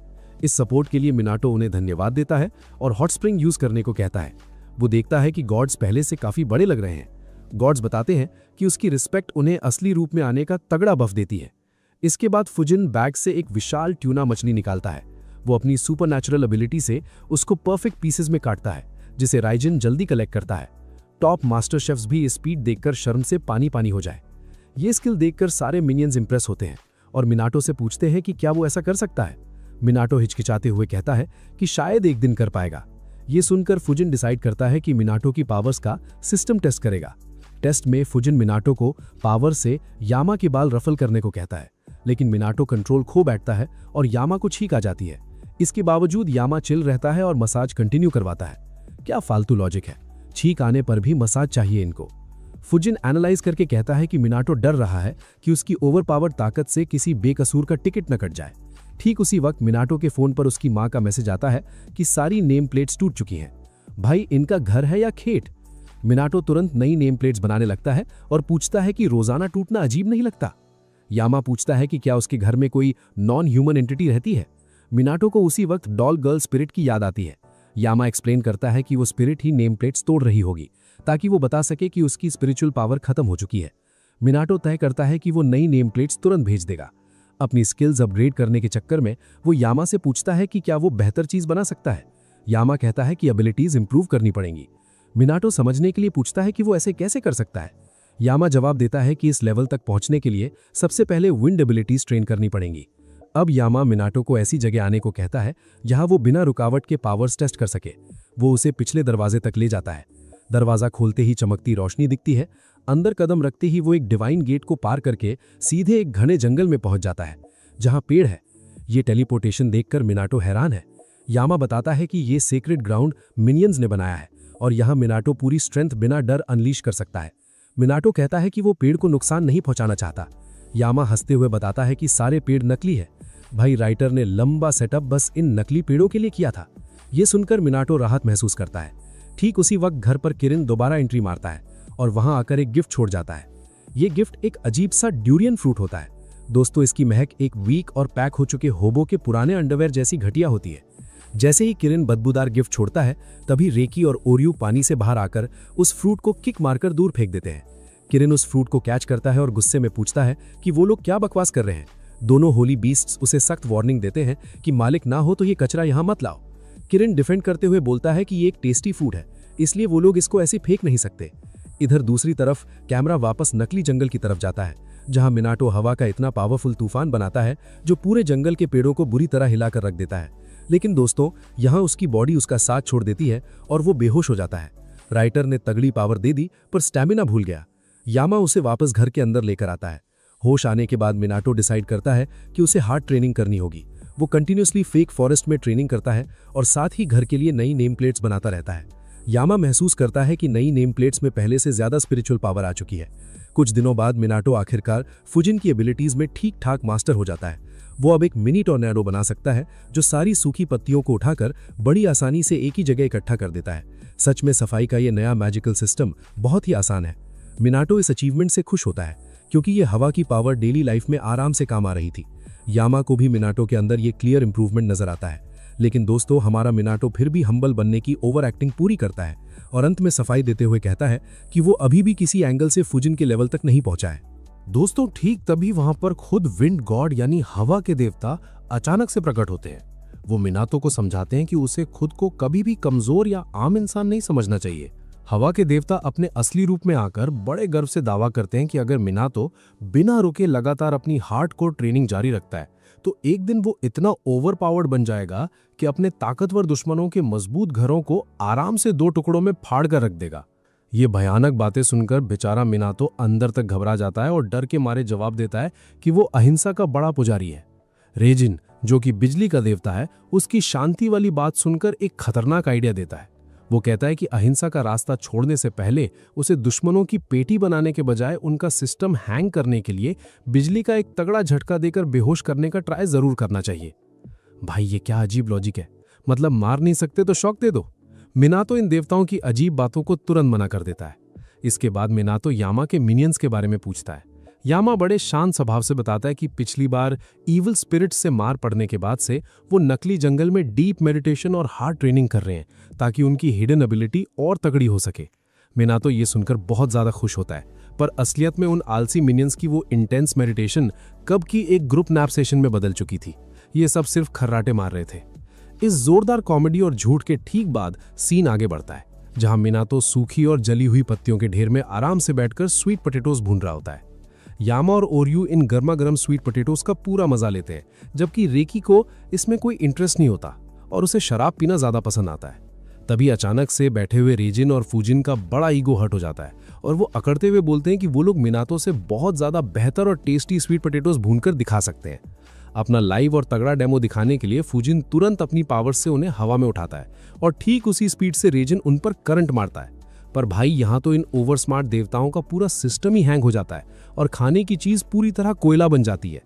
मिनाटो इनका ये ओवर कॉन्फिडेंट नेचर देखकर काफी ज्यादा निराश हो जाता है। तभी अचानक से उसे अपने पैरों पर कुछ अनोखे एग्जॉटिक फ्रूट्स पड़े हुए मिलते हैं और पास की झाड़ियों से किरिन घबराते हुए बाहर झांक रहा होता है। मिनाटो प्यार से उसे वही जले हुए स्वीट पोटैटोज खाने के लिए ऑफर करता है और फ्रूट्स के लिए शुक्रिया बोलता है। लेकिन दोस्तों, यहाँ पर किरिन की दिमागी हालत बुरी हो जाती है और उसकी ओवर थिंकिंग शुरू हो जाती है। उसे लगता है कि इन इंसानों को हमेशा से मासूम जानवर जिंदा जलाने में बड़ा मजा आता है और अब अगला नंबर पक्का उसी का होने वाला है। डर के मारे उसकी ऐसी हालत होती है कि वो बिना कुछ बोले वापस उन्हीं घनी झाड़ियों में जाकर छुप जाता है। यामा इस कॉमेडी पर सॉलिड एडवाइस देता है कि किरिन को बियर बहुत पसंद है और मिनाटो तुरंत इस पॉइंट को अपने ध्यान में नोट कर लेता है ताकि आगे दोस्ती हो सके। ठीक उसी वक्त अचानक से घर की डोरबेल जोर से बजती है और जब दरवाजा खुलता है तो एकदम थका हुआ हरुमा सामने खड़ा होता है। उसकी ऐसी बुरी हालत होती है कि वो अचानक मिनाटो के कंधों पर पूरी तरह बेहोश होकर गिर पड़ता है। मिनाटो घबराकर उसे जल्दी से अंदर लाकर आराम से बिठा देता है और पानी पिलाता है। हरुमा थोड़ा होश आती चिंता में बोलता है कि उसे इस घर में एक बहुत ही तगड़ा और भयानक स्पिरिचुअल प्रेशर लगातार फील हो रहा है। अब मिनाटो बेचारा चिल्लाकर ये राज थोड़ी खोलेगा कि उसके आसपास अलग अलग रूप में ताकतवर गॉड्स आराम से बैठे हुए हैं। इसलिए वो सारी बातों को घुमाता है और मामले के बारे में पूछता है। हरुमा सीरियस होकर बताता है कि इस बार एसोसिएशन के बेस्ट एक्सॉर्सिस्ट का प्लॉट आर्मर किसी काम नहीं आ रहा था।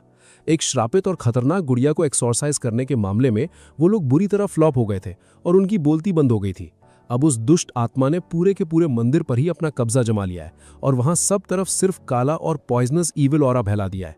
ये सुनकर मिनातो अपनी छोटी सी हेल्प यानी मैजिकल नोट्स लिखने का इजी ऑफर देता है, पर हरुमा निराश होकर समझाता है कि वो कर्स्ड मंदिर अब इस नॉर्मल दुनिया में है ही नहीं, वो अब एक पैरेलल दूसरे डिमेंशन में शिफ्ट हो चुका है जहां तक पहुंचना उनके लिए असंभव हो चुका है। हरुमा को इस बात का भी अच्छे से पता था कि मिनातो आम इंसान नहीं है और वो आसानी से गॉड से बातें भी कर लेता है। ये सारा असली राज खुलते ही वहां पर यामा का गुस्सा आसमान छू लेता है। उसे गलतफहमी हो जाती है कि हरुमा उसकी डिवाइन पावर्स का गलत फायदा उठाना चाहता है। यामा इतना ज्यादा आग बबूला हो जाता है कि वो एक रूह कांपने वाली दहाड़ मारता है। हरुमा डर के मारे वहीं अपनी पैंट में ही पेशाब कर देता है। भाई क्या बेइज्जती है, लाइटर ने इस बेचारे को रुला कर रख दिया। मिनियंस तुरंत आकर यामा को शांत करते हैं। फाइनली मिनातो यामा से दूसरे डिमेंशन में चलने की गुजारिश करता है और यामा ट्रेडिशनल स्वीट्स की तगड़ी डिमांड रखता है। हरुमा स्वीट्स खाकर मिनातो को परमिशन देता है, पर खुद उस रिस्क में नहीं जाता। वो अपने मिनियंस को भेजता है ताकि उनकी असली ट्रेनिंग का रिजल्ट दुनिया को दिख सके। मिनातो अपनी स्लिप रेडी करके निकलता है और रास्ते में उन भुक्कड़ मिनियंस को एप्पल पाइस खिलाता है। खाते वक्त कौओं का झुंड उन्हें मंदिर तक रास्ता दिखाता है। वहां का ईविल ऑरा बहुत भयानक था। हरुमा कॉल पर फाइनल वार्निंग देता है कि अगर प्लॉट आर्मर खत्म हो जाए तो चुपचाप भाग जाना और खुद को सेफ रखना, क्योंकि ये उनका काम नहीं है। दोस्तों, मिनातो हरुमा को भरोसा दिलाता है कि वो अपना बेस्ट देगा और दरवाजे को खोलने की पूरी कोशिश करता है, लेकिन हैंडल पकड़ते ही उसे एक भयानक झटका लगता है जो उसे पीछे फेंक देता है। भाई ये क्या लॉजिक है, दरवाजा है या कोई हाई टेंशन बिजली का खंबा? तभी यामा के मिनियंस आगे आते हैं और मिनातो से कहते हैं कि वो उसकी हेल्प करेंगे। वो मिलकर अपनी डिवाइन एनर्जी का तगड़ा बफ यूज करते हैं और उस भारी दरवाजे को दूसरे डिमेंशन के लिए खोल देते हैं। ये जगह ईवल एनर्जी से भरी थी। मिनातो अंदर दौड़ता है और वहां एक डरावना मंदिर पाता है। मिनियन सीरियसली बताते हैं कि इस पूरे डार्क सिस्टम का असली सोर्स इसी मंदिर के अंदर छिपा हुआ है। अचानक हवा में तैरती ढेर सा ही ईवल स्पिरिट्स अटैक करने के लिए सीधा मिनातो की तरफ आती हैं। मिनातो बिल्कुल सही वक्त पर एक मैजिकल नोट निकालता है और हवा के झोंके से उन सबको दूर उड़ा देता है।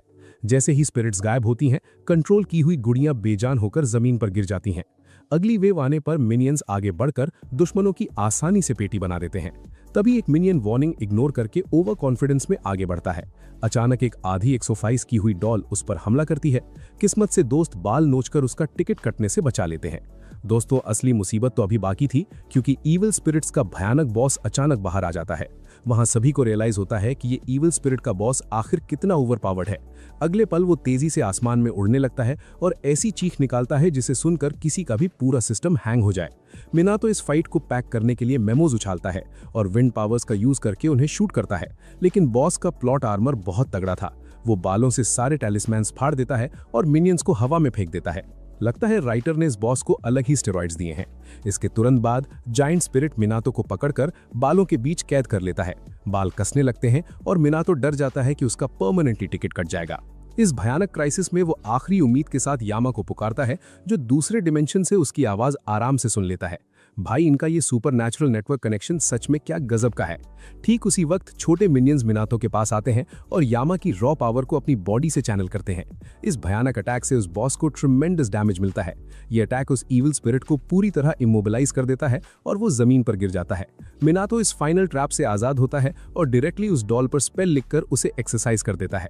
खतरा ओवर होने पर मिनियंस बताते हैं कि मंदिर में और ईविल एनर्जी है। मिनातो अंदर जाता है और उसे एक ऑर्ब मिलता है। मिनियंस बताते हैं कि ये करप्टेड माउंटेन गॉड है। वो समझाते हैं कि अगर वो इस गॉड को सेफली फ्री करने में कामयाब हो जाए तो प्रॉब्लम हमेशा के लिए सॉल्व हो जाएगी। मिनातो काम शुरू करता है, पर पॉकेट में एक भी टैलिस्मैन नहीं होता। पर लक देखो, वो अपना पर्सनल नोटपैड साथ ही लाया था। वो उस गॉड को प्योरीफाई करने के लिए लगातार दर्जनों टैलिस्मैन्स बनाता है, पर सारी लिखावट हवा में फेड हो जाती है। यहाँ पे तो इनकी एबिलिटी ही फेल हो गई।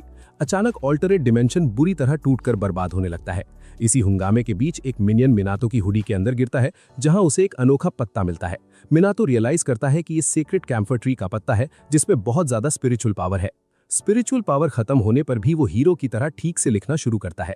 मिनातो इस सुपरचार्ज्ड पट्टे का यूज माउंटेन गॉड पर करता है और ये पावर उसे एक्सरसाइज करने के लिए पूरी तरह काफी होती है। माउंटेन गॉड फाइनली शराब से फ्री होता है और मिनातो ग्लोइंग ऑर्ब को उठा लेता है। पर यह डिमेंशन तेजी से कोलैप्स हो रहा था और बाहर निकलने का टाइम नहीं बचा था। दुनिया टूट रही थी, तभी अचानक एक विशाल पेड़ उनके ऊपर गिरने लगता है, जिसे देखकर मिनातो डर जाता है। लेकिन तभी एक बड़ा चमत्कार होता है। वो लंबा पेड़ और पास का घर अचानक 2 टुकड़ों में चिर जाता है और मिनातो सीधा जमीन पर गिरता है। जब उसे होश आता है तो वो जमीन पर उसी टूटे मंदिर के सामने सेफली पड़ा होता है। तभी रेजिन और फुजिन वहां स्टाइलिश एंट्री लेते हैं और अपना एपिक एक्शन एक्सप्लेन करते हैं। वो कहते हैं कि अगर मिनातो और ज्यादा ओवरपावर्ड होता तो वो भी किसी दुश्मन का घर आसानी से स्लैश कर सकता था। भाई, इन ताकतवर गॉड्स का ईगो आखिर कभी कम क्यों नहीं होता? मिनातो उन्हें इस रेस्क्यू के लिए शुक्रिया कहता है और वापस अपने घर लौट आता है। अगले दिन हरुमा दोबारा आता है और कल की मदद के लिए शुक्रिया बोलकर महंगी स्वीट्स का एक बैग गिफ्ट करता है। मिनातो उस बेचारे को बारबेक्यू पार्टी में खुशी से ज्वाइन करने का ऑफर देता है, पर हरुमा तुरंत घबराकर उसे रिजेक्ट कर देता है। उसको पिछली बार देखे गए यामा के उस भयानक गुस्से का गहरा पीटीएसडी था। राइटर ने इसे बिल्कुल ही डरपोक और कॉमेडी कैरेक्टर बना दिया है। मिनातो अकेला अंदर जाता है, जहां बाकी सब मस्त होकर बारबेक्यू पार्टी एंजॉय कर रहे होते हैं। यामा अपना बारबेक्यू छोड़कर महंगी स्वीट्स मजे से खा रहा होता है। मिनातो सबको आकर बताता है कि हरुमा ने ये टेस्टी स्वीट्स दी हैं, जिसे सुनकर सब खाने के लिए बहुत एक्साइटेड हो जाते हैं।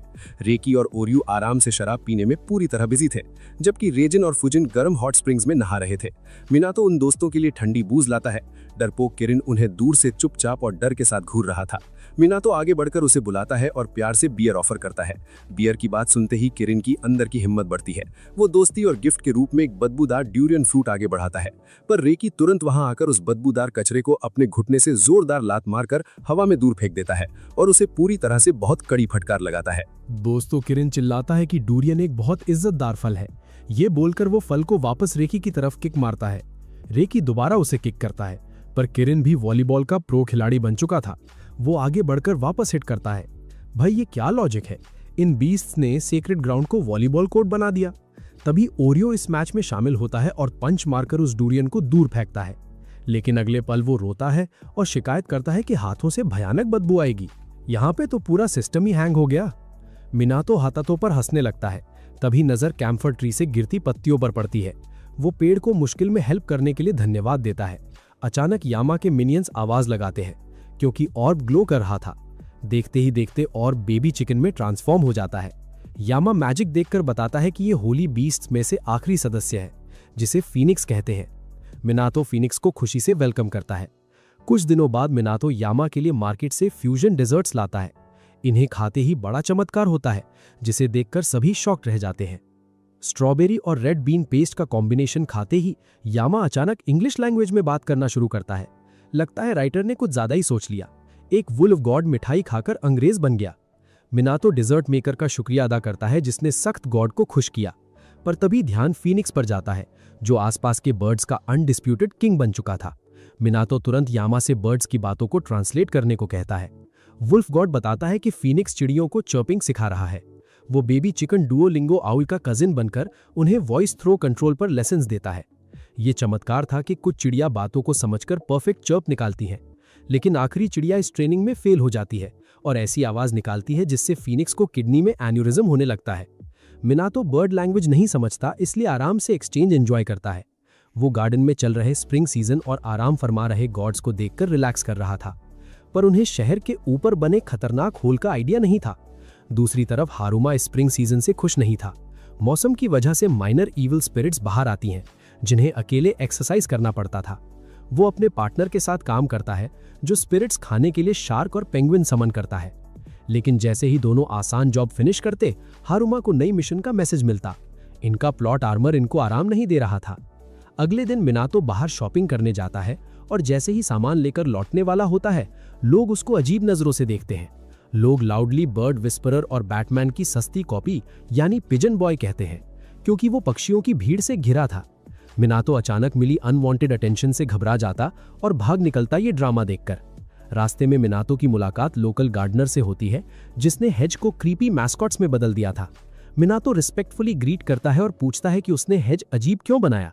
गार्डनर बताता है कि ओनर ने पूरी क्रिएटिविटी दिखाने की फ्रीडम दी थी। वो बताता है कि जब से मिनातो के गार्डन में काम किया है, तब से उसकी किस्मत और हेल्थ बढ़िया चल रही है। वो फिट महसूस करता है, पर तभी कबूतरों का झुंड स्टैचूज पर बैठता है और मिनातो निकल जाता है ताकि मेहनत पर वाइट कलर ना हो। इधर घर पर यामा अचानक डार्क एनर्जी महसूस करता है तेज। मिनियंस आकर असली डेंजर की वार्निंग देते हैं कि पहाड़ों में काफी अबैंडन डिवाइन रेल्म्स ओपन हो रहे हैं और मिनातो अभी तक घर नहीं लौटा। यामा कॉन्फिडेंटली समझाता है कि जब तक डैडी यहाँ मौजूद है डरने की जरूरत नहीं है। वो खुद इन रेल्म्स को अकेले हैंडल करने का डिसीजन लेता है और आसमान में उड़ते हुए निकल जाता है। उसके मिनियंस भी पीछे उड़ चलते हैं। मिनातो पैदल वापस आ रहा था जब अचानक नजर पड़ती है कि पक्षी गायब हो चुके हैं। वो इस घटना से कंफ्यूज था, तभी रेजन और फुजिन सीधा टेलीपोर्ट होकर उसके सामने आते टिकते हैं। वो दोनों उसे तेजी से घर भागने को कहते हैं ताकि किसी वजह से वहां पेटी न बन जाए। वो वॉर्न करते हैं कि आज अबैंडन डिवाइन रेल्म्स और ईवल स्पिरिट्स का आउटब्रेक स्टार्ट हो चुका है। मिनातो इस डिवाइन रेल्म्स वाले कॉन्सेप्ट को ठीक से नहीं समझ पाता। गॉड्स उसे डिटेल में क्लियर करते हैं कि दुनिया में मिलियन गॉड्स हैं और उनके खुद के अनोखे रेल्म्स यानी सेक्रेड ग्राउंड्स मौजूद हैं। इनमें से कुछ पुराने रेल्म्स को गॉड्स अबैंडन कर देते हैं और वो रैंडम जगहों पर खुल जाते हैं। तभी आसमान में अचानक पोर्टल ओपन होता है, तेजी से हमेशा की बुराई को फैलाने के लिए। रेजन तुरंत थंडर स्ट्राइक का यूज करता है और पोर्टल सील कर देता है। मिनातो मैजिक देखकर हैरान था। गॉड्स उसे सख्त रूप से अलर्ट करते हैं इस नए खतरे के बारे में पूरी तरह से। ऐसे पोर्टल्स कहीं भी खुल सकते हैं, कभी आम इंसान इनमें शक हो जाते हैं। मिनातो मामला समझ जाता है और रियलाइज करता है कि बर्ड्स गलती से अंदर गए होंगे। गॉड्स उसे गुस्से में समझाते हैं कि वो काम नहीं रह सकता, असली खतरा वही है। उसका डिवाइन एलिमेंट्स के साथ कनेक्शन हाई है। अगर वो फंसा तो बाहर नहीं आएगा बिना किसी ओवरपावर्ड स्किल के किसी तगड़ी मदद के। मिनातो आखिरी एडवाइस के लिए धन्यवाद देता है और केयरफुल रहने का वादा करता है। दोनों ट्विन गॉड्स विदाई ले लेते हैं और बताते हैं कि यामा बाहर निकला हुआ है और बाकी पोर्टल्स हमेशा के लिए क्लोज कर रहा है ठीक से। मिनातो अब सच में डर जाता है, इसलिए रेगुलर रास्ते के बजाय एक शॉर्टकट पकड़ लेता है। भाई कैरेक्टर्स को तभी शॉर्टकट याद आता है जब खतरा सर पर हो। चलते वक्त उसकी नजर एक टूटे हुए श्राइन पर अटक जाती है। अचानक दो इनविजिबल स्पिरिट्स कानों में विस्पर करके वार्निंग देती हैं कि उसे वहां किसी भी कीमत पर उससे दूर रहना चाहिए। लेकिन मिनातो वार्निंग पर ध्यान नहीं देता। अचानक पोर्टल उसे शक करने लगता है। फीनिक्स हेल्प के लिए बाहर आता है, पर यह तो सिर्फ ऑरा फार्मिंग निकली। वो चिक फॉर्म में आकर फंसा और दोनों जंगल में उतरते हैं, जहां सांस लेना मुश्किल था और सामने अजीब बॉक्सेस पड़े थे। मिनाटो को ध्यान आता है कि यामा ने बताया था कि गॉड्स के सेक्रेड ग्राउंड्स हमेशा उनके असली क्रिएटर के दिमाग और पसंद को रिफ्लेक्ट करते हैं। ये वही जगह होती है जहां इन्हें सबसे ज्यादा शांति मिलती है।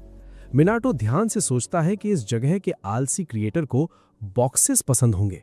तभी अचानक उसके सामने एक विशाल और डरावनी गुफा प्रकट होती है। अंदर जाते ही उसे रियलाइज होता है कि वहां की हवा काफी भारी और चुभने वाली है। इन सब मुश्किलों के बावजूद मिनाटो बिना डरे आगे बढ़ता है। उसे गुफा में एक अनजान औरत आराम से सोते हुए मिलती है। पहले तो मिनाटो घबराता है, पर समझ जाता है कि यही गॉडेस है जिसने ये रेल्म बनाया है। अचानक वो नींद से जागती है और शिकायत करती है। वो कहती है कि गुफा का वेंटिलेशन पूरी तरह बेकार है, पर वो इतनी आलसी है कि अपनी जगह से हिलना तक नहीं चाहती। भाई लगता है राइटर ने इस अजीब कैरेक्टर में आलस का ओवरपावर्ड लेवल डाल दिया है। मिनाटो उस बिना मोटिवेशन वाली औरत से पूछता है कि क्या वही इस रेल्म की महान गॉड है। वो खुशी से हामी भरती है और पूछती है कि एक आम इंसान यहाँ क्या कर रहा है। तभी उसकी नजर मिनाटो के बैग में बैठे फीनिक्स पर पड़ती है। ये देखकर बेचारी गॉडेस का पूरा सिस्टम ही हैंग हो जाता है। वो हैरान होकर पूछती है कि क्या वो रास्ता भटक गया है, क्योंकि उसने तो किसी को भी यहाँ आने का इन्विटेशन बिल्कुल नहीं दिया था। मिनाटो बताता है कि पोर्टल्स खुल गए हैं। धरती पर अबैंडन्ड डिवाइन रेल्म्स के ढेर सारे पोर्टल्स ओपन हो गए हैं। ये बुरी खबर सुनकर गॉडेस गुस्से में चिढ़ जाती है और कहती है कि उसने अपना प्यारा घर कभी नहीं छोड़ा था, पर अगले ही पल उसे एहसास होता है कि उसकी मैजिकल पावर सच में काफी वीक हो चुकी है। मिनाटो इस सच पर हामी भरता है कि धरती पर उसके असली श्राइन की सालों से किसी ने देखभाल नहीं की थी। गॉडेस एक लंबी सांस लेती है, पर असलियत में उसे लोगों की पूजा से थोड़ा सा भी फर्क नहीं पड़ता। अचानक उसकी नजर मिनाटो के अंदर छिपी फुजिन की पावर्स पर पड़ती है। वो बिना शर्म के पूछती है कि क्या वो हवा का यूज करके गुफा का बेकार वेंटिलेशन ठीक कर सकता है। मिनाटो पूरी तरह से शॉक होता है। उसे जल्द ही असली सच्चाई पता चलती है कि उसने पिछले 1000 सालों से इस भारी गुफा का वेंटिलेशन चेक ही नहीं किया है। वो सीधा आदेश देकर वापस चैन से सोने चली जाती है।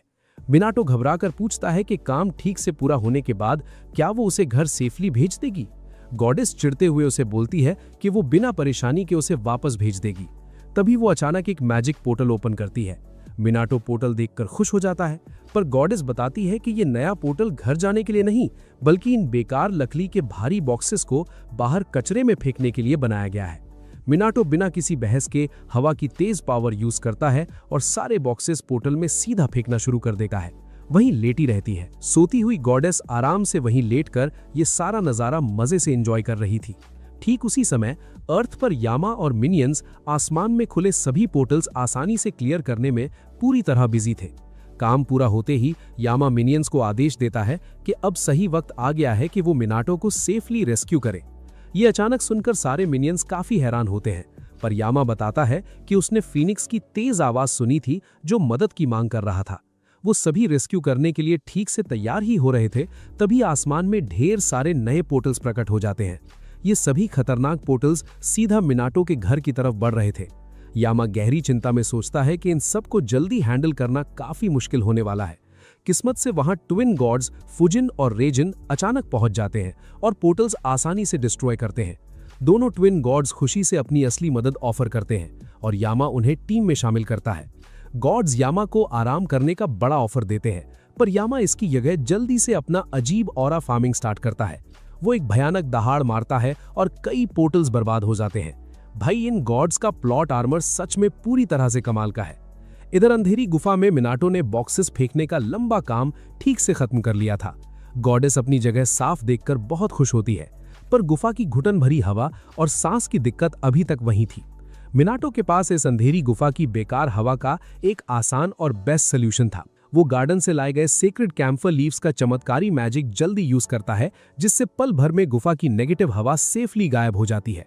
गॉडेस ये नया मैजिक देखकर उससे सच में इंप्रेस होती है। वो हैरानी से उससे पूछती है कि ये जादुई पत्ते आखिर आए कहां से। मिनाटो उसे गार्डन के सेक्रेड ट्री के बारे में ठीक से बताता है। वो हामी भरता है कि कुछ देर पहले इन्हीं पत्तों ने उसकी जान बचाई थी। गॉडेस लालच में बचे हुए सारे पत्ते मांगती है और मिनाटो तुरंत दे देता है। गॉडेस पत्ते को सूंघती है और रिवॉर्ड में उसको अपनी पावर देने का मन बनाती है। बिना कोई कंसेंट लिए वो अपनी उंगली मिनाटो के सर पर ठीक से रखती है और वायरलेसली अपनी असली पावर ट्रांसफर करती है। ये देखकर मिनाटो डर के मारे घबरा जाता है। मिनाटो घबराकर पूछता है कि ये आखिर कैसी एबिलिटी है। गॉडेस जवाब देती है कि ये नेगेटिव फीलिंग्स, डिजायर्स और बुरी पावर्स को परमानेंटली सील करने की ताकत है। मिनाटो समझ जाता है कि लकड़ी के बॉक्सेस किस लिए थे। गॉडेस बताती है कि लोग अपनी बुरी आदत हमेशा सील करवाते हैं। ये समझाते हुए वो अचानक गहरी नींद में सो जाती है। तभी यामा के छोटे मिनियंस सफेद पोर्टल से वहां आ जाते हैं। मिनाटो खुशी से उनके साथ बाहर निकल जाता है। वो उन्हें बताता है कि सीलिंग पावर उसको एक आलसी औरत ने दी थी। मिनियंस हैरान होकर बताते हैं कि वो महान गॉडेस पक्का अमातेरासु ही रही होगी। जब मिनियंस ने उस आलसी गॉडेस का नाम अमातेरासु बताया तो मिनाटो के पैरों तले जमीन खिसक जाती है। दिमाग चक्कर खा जाता है और होश उड़ जाते हैं। भाई, ये क्या लॉजिक है?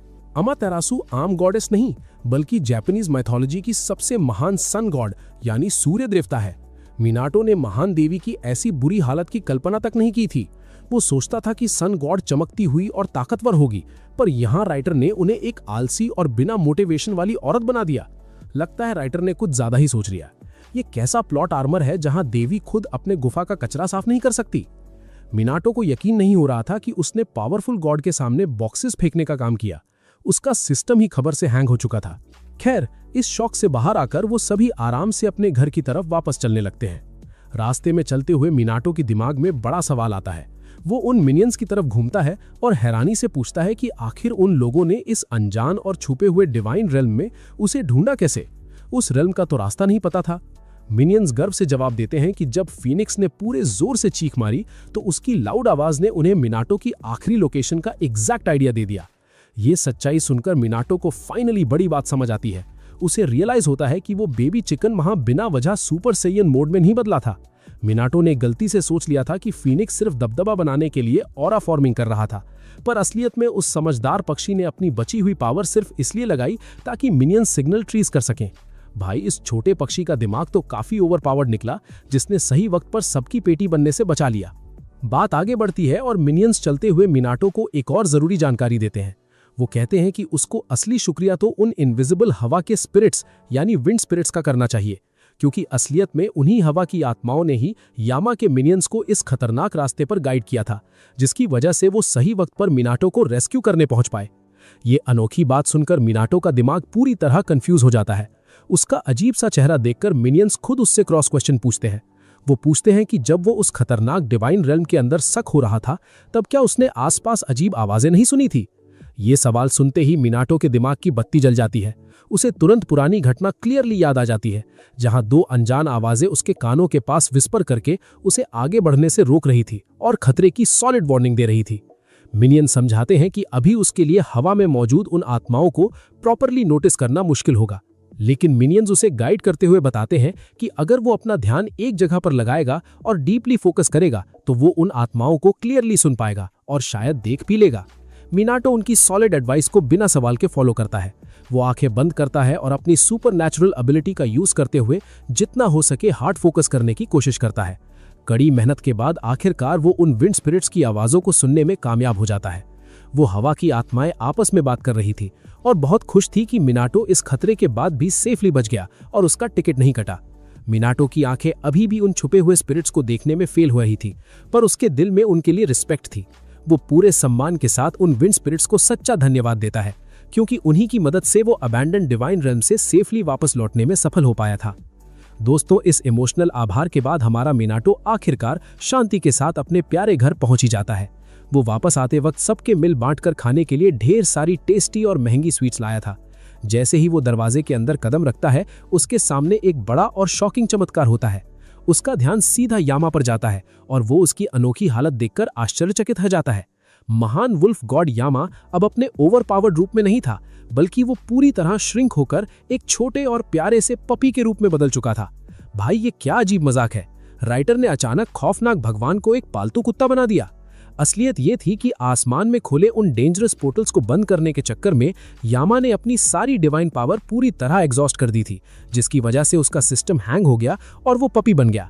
यामा उस छोटे रूप में भी अपना ईगो मेंटेन रखता है और कॉन्फिडेंटली दावा करता है कि अगर वो मिनाटो के लाए हुए उन स्पेशल डेजर्ट्स को खा लेगा तो वो जल्द ही अपनी खोई हुई पावर वापस पा लेगा। यामा बड़ी अकड़ के साथ कहता है कि मिठाई खाते ही वो बिना किसी देरी के अपने उस ग्लोरियस और डरावने रूप में वापस लौट आएगा। लेकिन मिनाटो उस गॉड की ऐसी छोटी हालत देखकर अपनी हंसी कंट्रोल नहीं कर पाता। वो मजे लेते हुए यामा पर कमेंट करता है कि उसका ये छोटा साइज सच में बहुत अडोरेबल और प्यारा लग रहा है। मिनाटो यहाँ तक बोल देता है कि उसका ये छोटा साइज बाकी दूसरे गॉड्स के साथ ठीक से खेल कूद करने के लिए बिल्कुल परफेक्ट है। लेकिन दोस्तों, यामा को मिनाटो का ये सार्कास्टिक मजाक पसंद नहीं आता। उस गॉड का ईगो इस बात से बुरी तरह हर्ट हो जाता है।